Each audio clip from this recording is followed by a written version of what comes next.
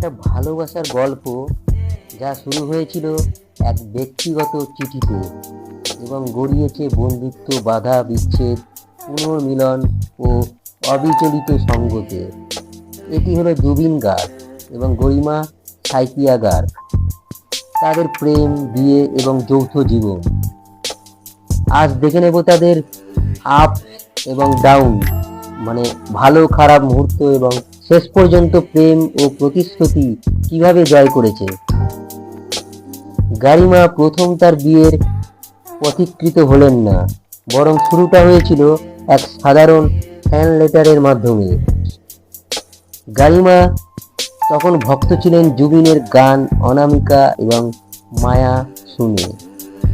গারিমার চিঠি, তার আন্তরিক অনুরাগ আর জুবিনের প্রতিভা ধীরে ধীরে তাদের পরিচয় এগিয়ে এনেছিল।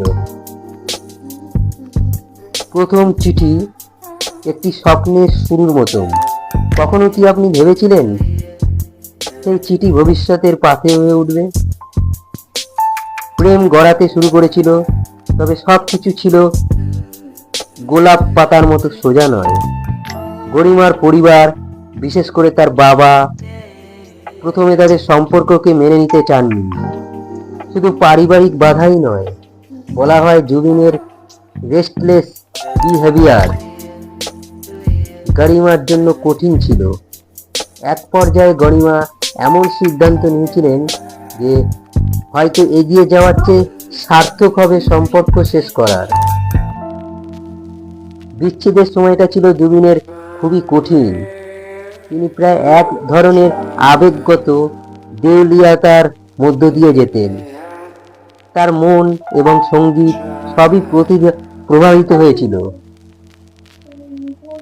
কখনো কখনো ভালোবাসার পথ হঠাৎ বাঁক নেয়, বাধা আসে, বোঝাপড়া হয় না।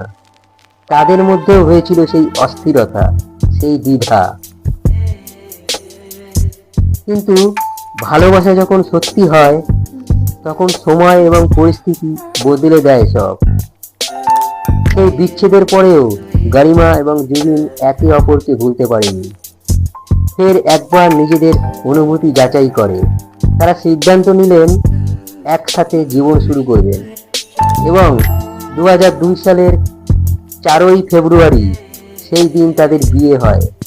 গারিমা অফিসিয়ালমেন্ট হয়ে যান গারিমা সাইকিয়া গার্গ। সেই বিয়ের দিন ছিল শুধু একটি অনুষ্ঠান নয়, এটি ছিল প্রতিশ্রুতি, ভরসা এবং ভবিষ্যৎ জীবনের প্রতিজ্ঞা। বাধা, ভুল বোঝাবুঝি, বিচ্ছেদ সব কাটিয়ে তারা ফিরেছেন একে অপরের কাছে। 2002 সালের 4ই ফেব্রুয়ারি ছিল তাদের এক নতুন পৃথিবীর সূচনা। গারিমা নিজেও ছিলেন শুধু গায়কির স্ত্রী নয়, ছিলেন একজন প্রতিভাবান ফ্যাশন এবং কস্টিউম ডিজাইনার, চলচ্চিত্র প্রযোজক। আসামি সিনেমা এবং আঞ্চলিক চলচ্চিত্রে তার অবদান ছিল চোখে পড়ার মতো। জুবিনের সৃজনশীল জীবন, গান, অভিনয়, জীবন দর্শন সবকিছুর মাঝেই গারিমা ছিলেন তার শক্তি, তার অবিচল সঙ্গী। যখন শিল্পের পরিশ্রম, রাতের কাজ, মানসিক চাপ সবই ছিল, গারিমা ছিল একটি নিরাপদ ঠিকানা। তারা এক ধরনের দাম্পত্য সংস্কৃতি গঠন করেছিলেন, সঙ্গীত, শিল্প, পরিবার, সাধারণ মানুষের মাঝেই এবং অনেক সময় সমাজ চেতনার মধ্যেই। শুধু প্রেম নয়, এটি ছিল পার্টনারশিপ। জীবনের প্রতিটি দিক, শিল্প, পরিবার, মূল্যবোধ একসাথে গড়ার প্রতিজ্ঞা। যদিও তাদের কোনো জৈবিক সন্তান নেই, তথাপি তারা পরিচর্যা করেছিলেন প্রায় 15 জন অনগ্রসর দুস্থ শিশুকে। একটি গৃহগ্রহণের পথে নিয়ে গিয়েছিলেন। তাদের মধ্যে কে কজন খুব কাছের হয়ে উঠেছিল, বিশেষ করে একটি মেয়ে, কাজা আলী নাম তার। এই দৃষ্টান্ত শুধু তাদের দাম্পত্যকে নয়, তাদের মানবিকতা এবং সমাজপ্রেমকেও তুলে ধরেছে।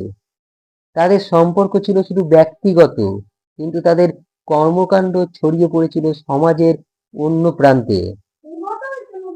গল্প শুধু প্রেমের নয়, মানবিকতার তাদের দৃষ্টান্তই বলতো।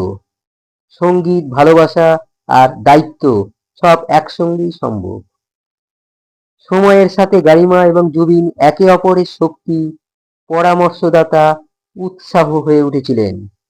তাদের সম্পর্ক নজির হয়ে উঠেছিল আসামিজ তরুণ সমাজে।